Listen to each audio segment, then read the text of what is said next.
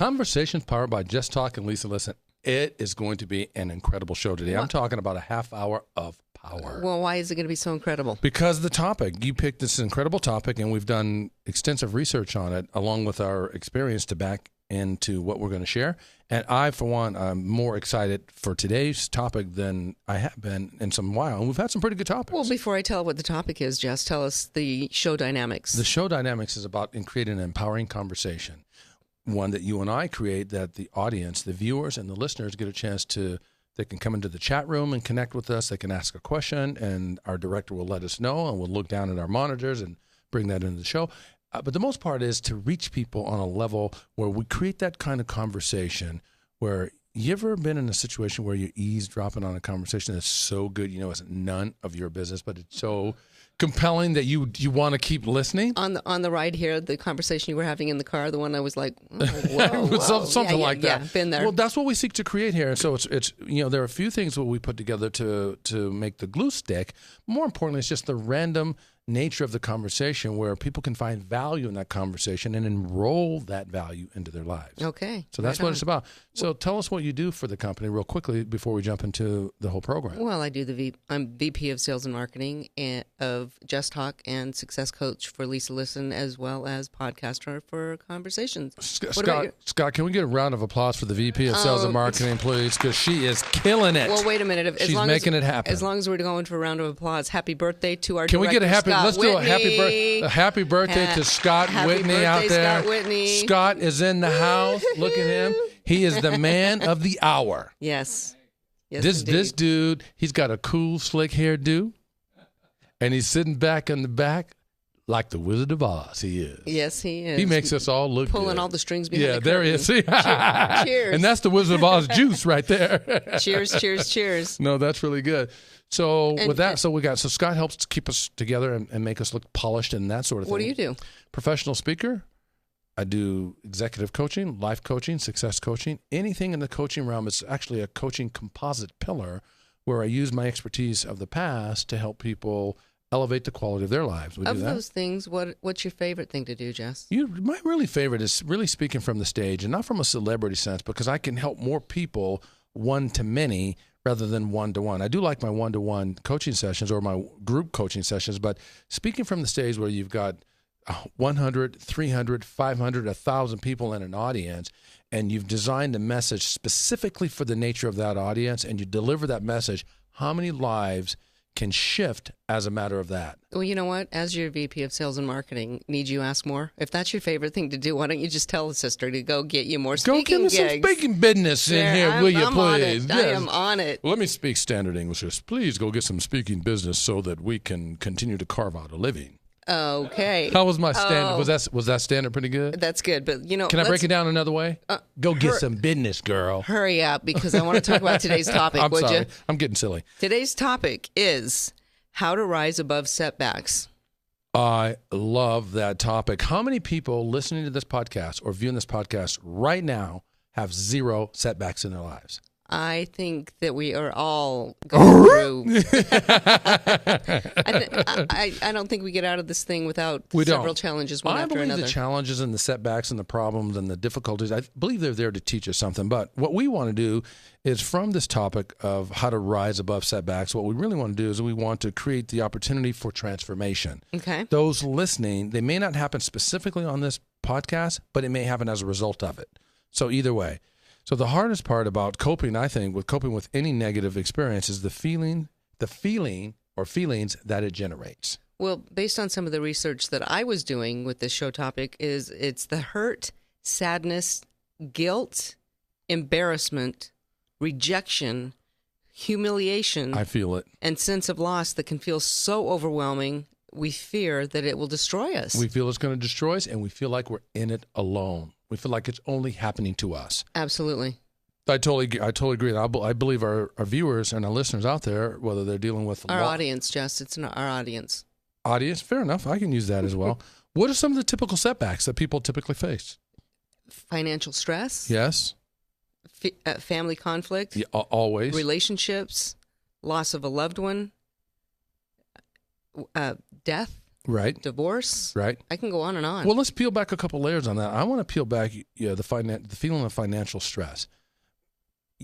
So many people struggle with just oftentimes at the baseline level of life, just putting food on the table. Yeah. That is not what life is about. To struggle to determine if you can just have a roof over your head and put food on the table, that's not good. When you're living specifically at that level, it's very dangerous and very scary, wouldn't you say? Being a single mom with 3 kids, there were times that it was very scary for me. You could feel that fire. I can totally relate. And I'll bet our audience out there, people right there, if you're out in the audience, I want you to nod right now to say you can relate to that, because I'm sure that you can. In fact, I'll look into the camera. If you're listening out there, you can nod right now to say that you can feel the same things that Lisa's talking about here. The family piece, the family conflict when it comes to relationships. There's a thing that they say that whether you believe in a higher power, spiritual, or God, I don't profess to force you into a belief system. I personally believe in God, and I've heard it said that friends are God's gift to family. Mm-hmm. So you develop that friendship perspective so that when it's not happening for you and the family, don't roll anybody under the bus. Go out there and get what you're looking for, or you want or need through the friendships that you create, because you get to choose those. Because like in Chapter 9 of How You Leave 'Em Feeling, it takes a village. It does take a village. In fact, I'm today, just saying. well said. Let me give you a bump on that. Bam. Actually blow it up, because it takes an international village. Yeah. Because the walls are down now. You can speak to someone in Russia at this very moment right now, and they can provide value in your life for someone right here in the United States where you may have missed.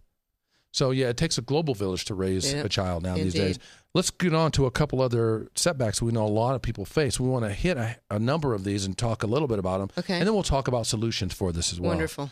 And so through my research, I'm looking at chronic illness, being just fearful, flat out just afraid. You don't even know what you're afraid of. You're just afraid. So being fearful, feeling stuck. Many people feeling stuck with where they're at, not knowing how to figure out a plan to move forward, no matter what they're stuck in or about. Also, poor self-esteem is something that really brings people to their knees. I would be curious to know the stats on how many people have poor self-esteem. I'll bet it's really high. That's a good number. I wish we had asked this question before the podcast, because Scott, that is Scott. Can you Google that? Scott, yeah. No, Scott's like he's not doing anything but running the whole show, so no, he won't be Googling that for us right now. But that's okay. We'll take that pressure off him. But that's a really good one, Lise. The other one is bored or feeling alone. Yeah. So these are things that create setbacks to people in their lives, because they don't get to move forward from those setbacks.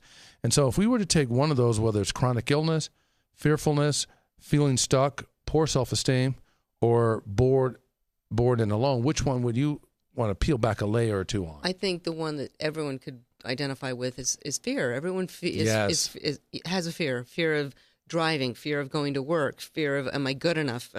Fear of not fitting in, fear of death, fear of loss. I'm not good enough. Fear of being too good. Whatever it is, everyone has a fear, and you need to rise above the fear and fail forward with the fear. I won't say that everyone has a fear. I respect what you're saying. I used to say that. I was on a stage in the Dominican Republic once. Once?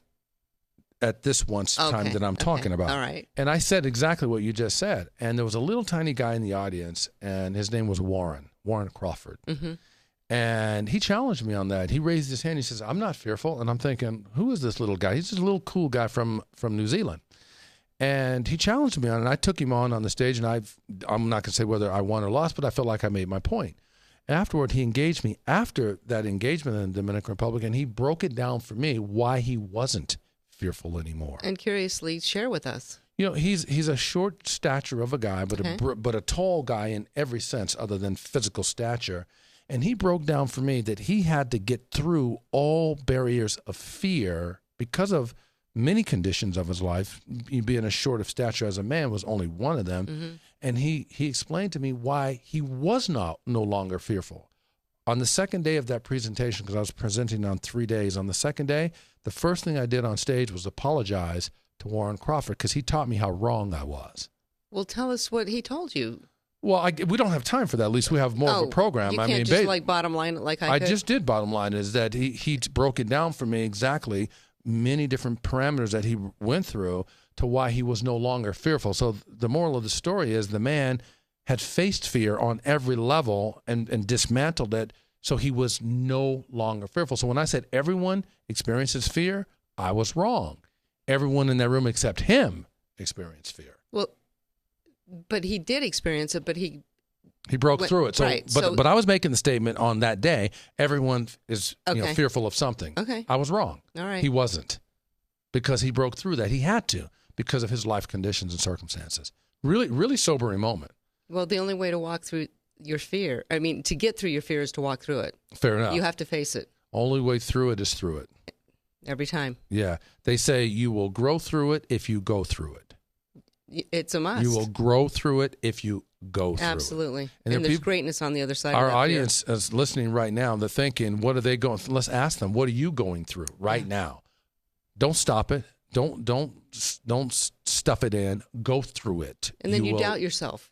Well, I want to make the point. You go through it, you will grow through it. You doubt yourself. Yes, it's part of the things that create the fear, manifest it. But what we're saying on this program is go through it. Absolutely. Whatever that looks like. I totally agree. So what about a few more? Stressed out, hating your job, have a lot of self-doubt, addicted to drugs, alcohol, sex, on and on and on, or anger. You're full of anger. Wow, you could take any one of those. We could do a whole program. I'm going to ask you which one resonates most with you. You know what? We could take a program. We could do a program on any one of these. Let me just say, addicted to drugs or alcohol. If you're addicted to drugs or alcohol, it's got you by the tail. You really want to have a come to Jesus speech with yourself.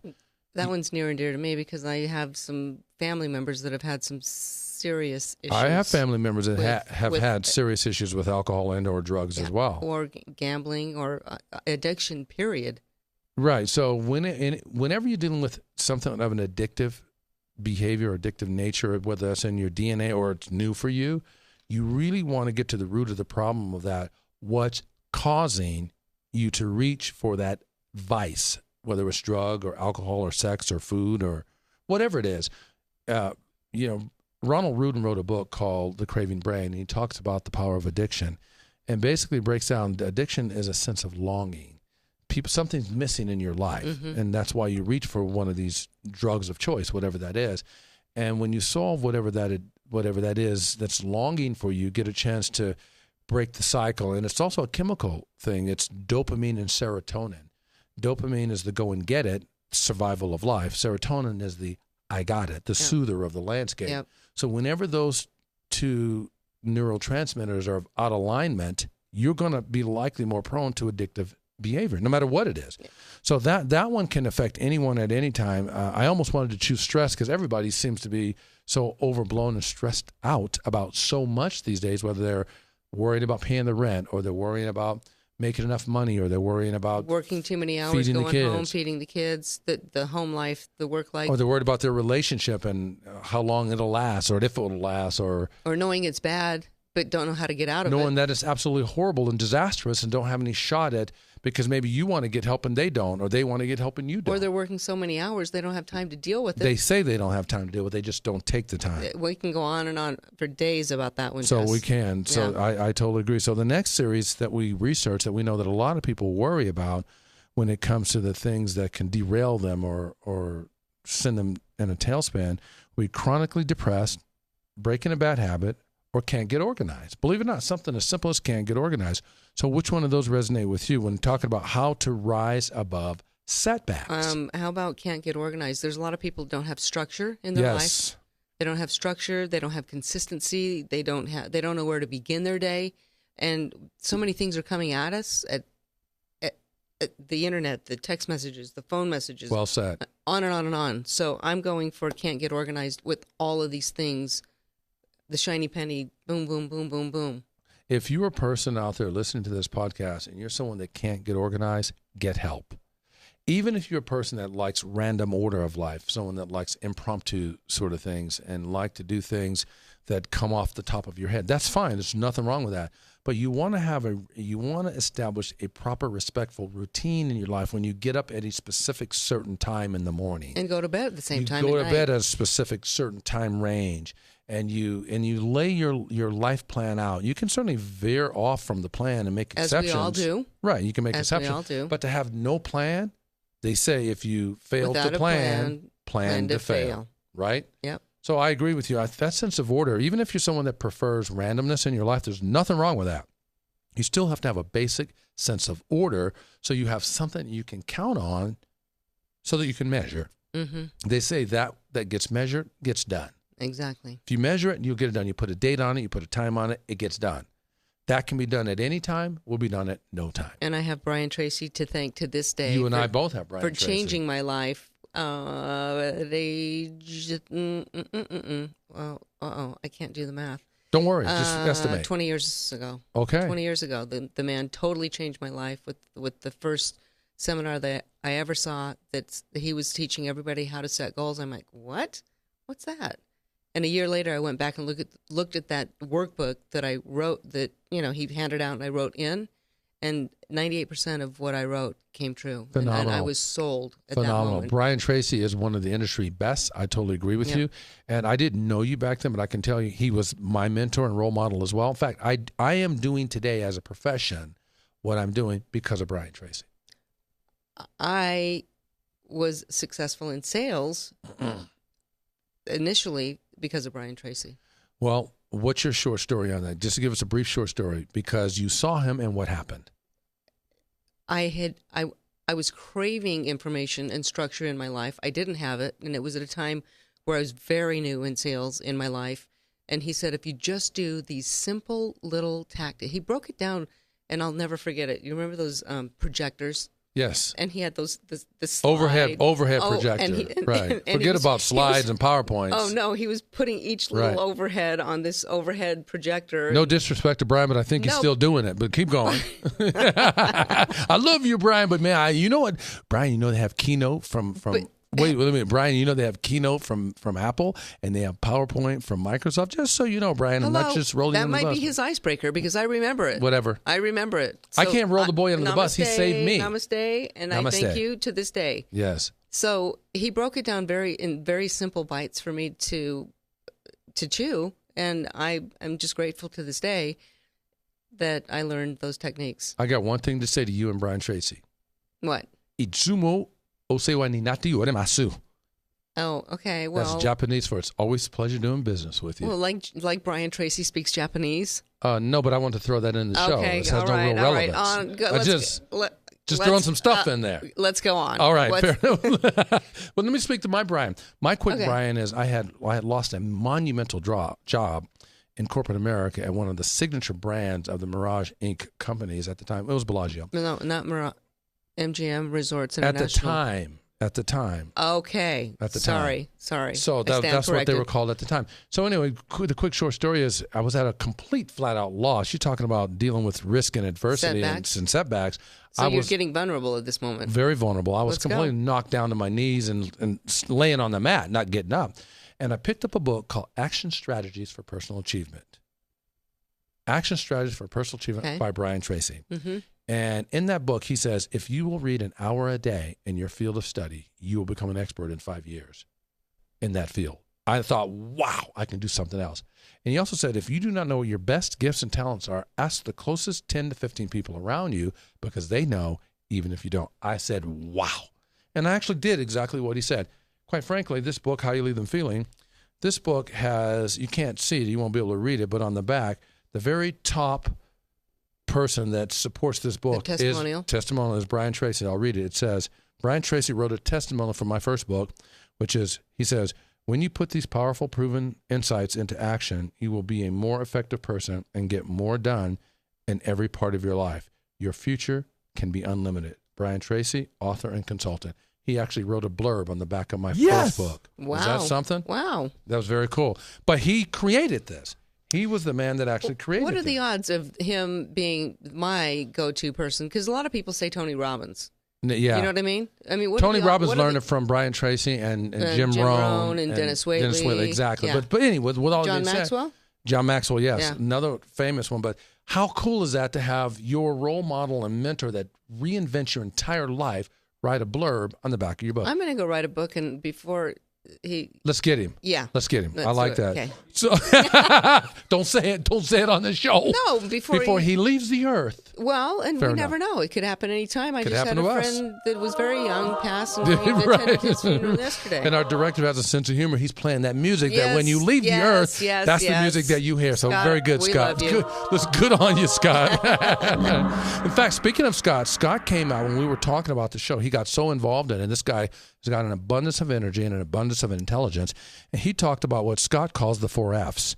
And the things that affect or motivate others. And the 4 Fs for Scott, as he's talking about our program today, is family, finance, fitness, and faith. And Scott says he can have a conversation about anybody on anything and invoke any one of those 4 Fs and reach those people. Wow. Right? You know what?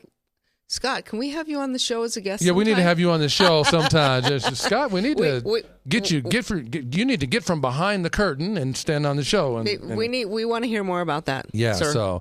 so that was a really good additive part, and I like the 4 Fs, and that's something I'm going to repeat it. So if you're listening to this,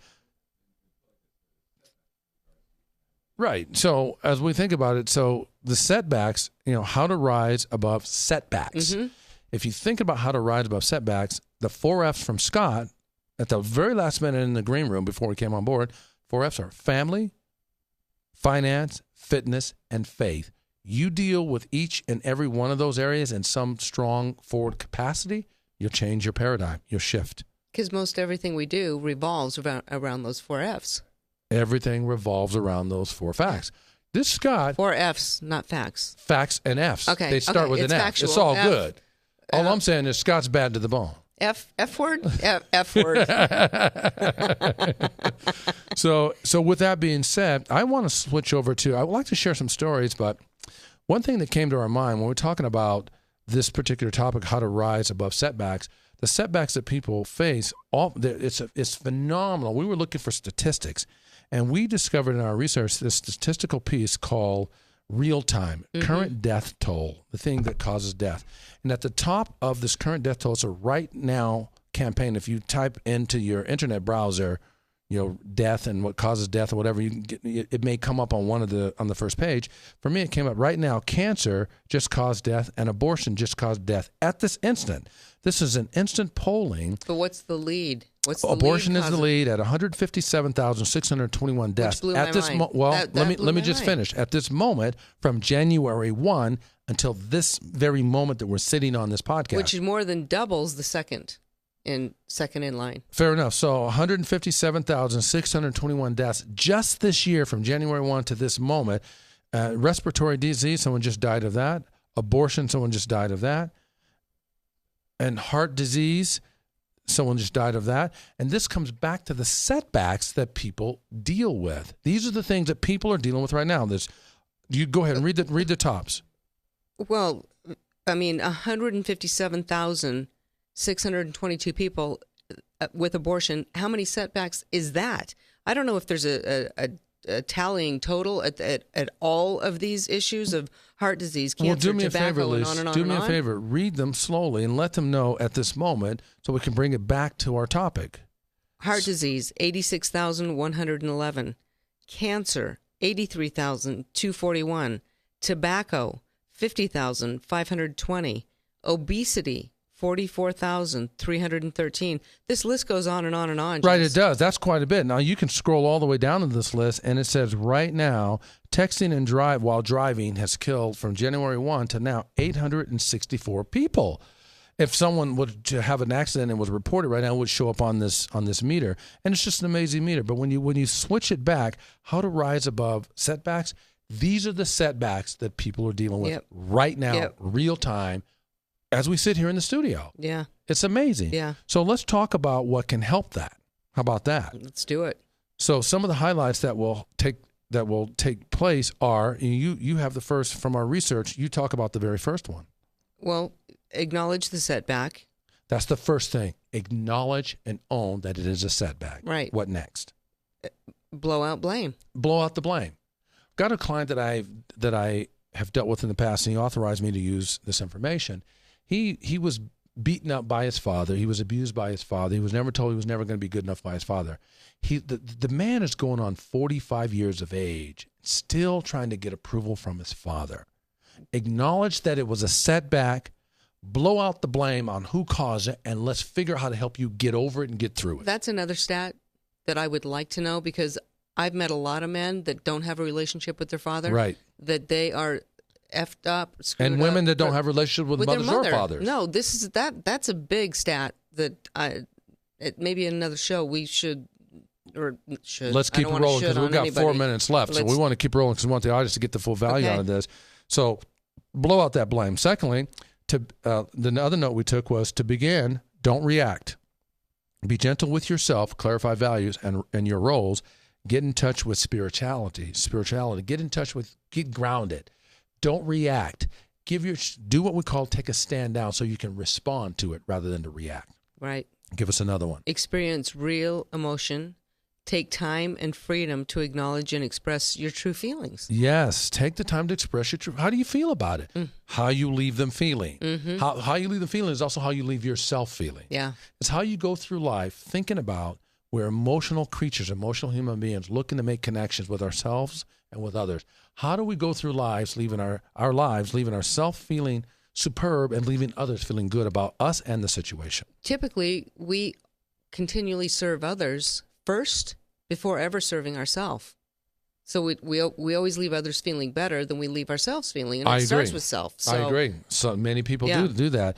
Also, another one is to release your baggage and move into move into the future after expressing your feelings. Mm-hmm. After you talk about how you leave yourself feeling and how you leave others feeling, what expression do you come with now? Drop the baggage at the door. When you carry around the baggage of past life hurts and pains and stains, you stay stuck, like we talked about earlier. And in order to get through these things, real quick, I just want to say that we have monthly events, and our next event coming up is on March 1st, The Power of Asking, which is a lunch and learn event. That's going to be a huge event. If you would like more information, please go to our website and you'll find our email address, feelings@justtalk.com. In fact, that'll be at Evergreen Home Loans, and we'll give you the address for that once you sign up and so forth. What else do we have going on? The next event after that is on March 3rd, Women Inspiring Women, which is at the ARIA. It'll be from 8:30 to 11 a.m. Nevada Escrow Association, March 5th. Mass Mutual, April 27th. And we always have our private conversation, which is taking place this Sunday. If you want more details on that, we have one seat remaining, and that is an intimate private conversation. It is at no charge, and that is our way of giving our gift back to the community. So if you're interested in that, please get a hold of us, and you are more than welcome to attend that event.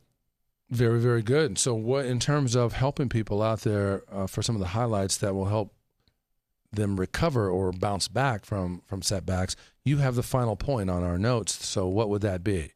Yeah, it's all about how you leave them feeling. No, it is. It is about that. But quite frankly, it's discovering new life tools and building a life plan. That's really what we talked about. Okay. So we're talking about building a new life plan.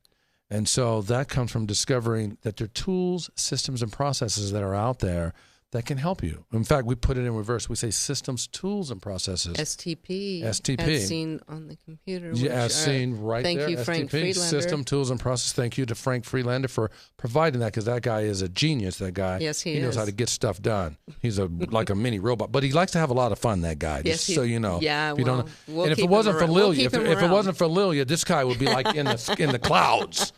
But I hope he's not watching this program, because if he is, I'm in trouble. Let's not forget Jake. No, Jake's cool. Jake's way cool. Jake's way cool, but he's got a sister who's cool. Kate. They're all cool. Yeah. But with that being said, discovering new life tools and building a life plan is the answer. Doesn't necessarily have to be with a life coach. It could be with a friend. It could be with a confidant. It could be with a relative. But you need somebody to hold you accountable. We do need to hold someone accountable, because if you don't have someone to hold you accountable, you will result into default behavior.